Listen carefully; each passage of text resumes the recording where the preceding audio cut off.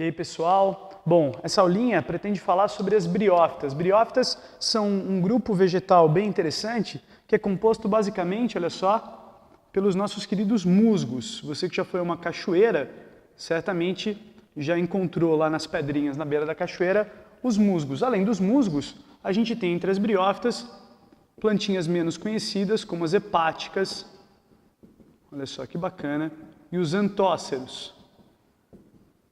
Uma característica importante que você precisa conhecer sobre as briófitas é que essas plantinhas são plantas, olha só que bacana, avasculares. O que significa isso?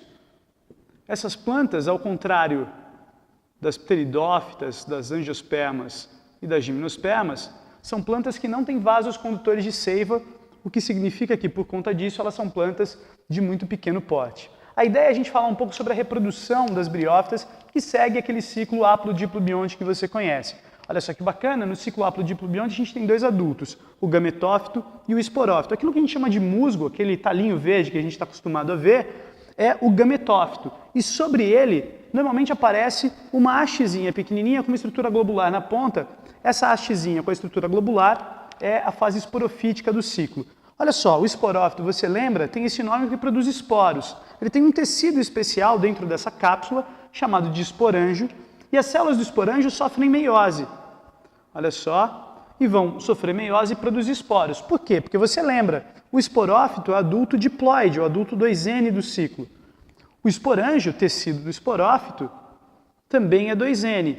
E os esporos, como toda boa célula reprodutiva, é haploide, é N. Logo, olha só, os esporos são produzidos por meiose, uma divisão reducional. Bacana. E os esporos, quando germinam, dão origem, você lembra, a gametófitos. Um gametófito feminino e um gametófito masculino. O gametófito masculino produz gametas, tem um tecido chamado de gametângio masculino, ou anterídeo, e esse cara, o anterídeo, produz anterozoides. E esses anterozoides, os gametas masculinos, eles são, como todo bom gameta, N, são haploides. O gametófito feminino, por outro lado, tem um tecido que parece uma garrafinha chamado de arquegônio, dentro do qual é produzida a oosfera, o gameta feminino. A oosfera, como todo bom gameta, é uma célula N.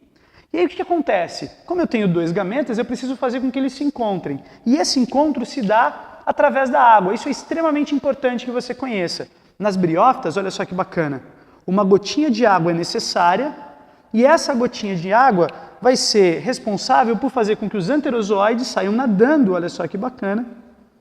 E na medida em que esses caras saem nadando, os anterozoides, olha só que belezinha, chegam até o gametófito feminino, entram lá no arquegônio e esses carinhas, olha só que bacana, vão fecundar a nossa querida oosfera.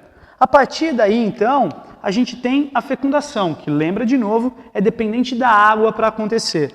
O que vai acontecer então? Na medida em que a fecundação rola, da fecundação, da fusão da oosfera e do anterozoide, vai surgir, lembra, dentro do arquegônio, este carinha aqui, a célula resultante da fecundação, que você sabe, se chama zigoto.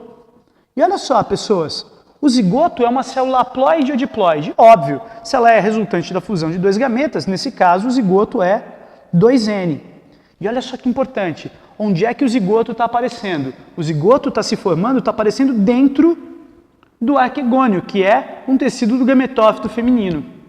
O que vai acontecer com o zigoto? O nosso querido zigotinho, ele vai começar a se desenvolver, roubando nutrientes do gametófito feminino, e olha só que bacana, esse carinha, o zigoto, vai dar origem a um embrião.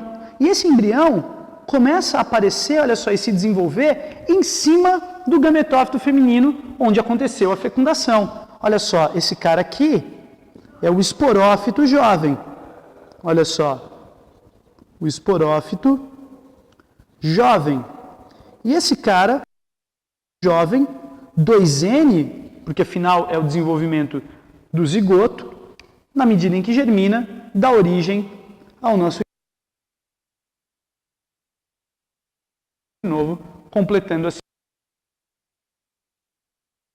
o ciclo haplo-diplobionte, produzem esporos, que produzem gametófitos, que dão origem a gametas, que fazem fecundação, dão origem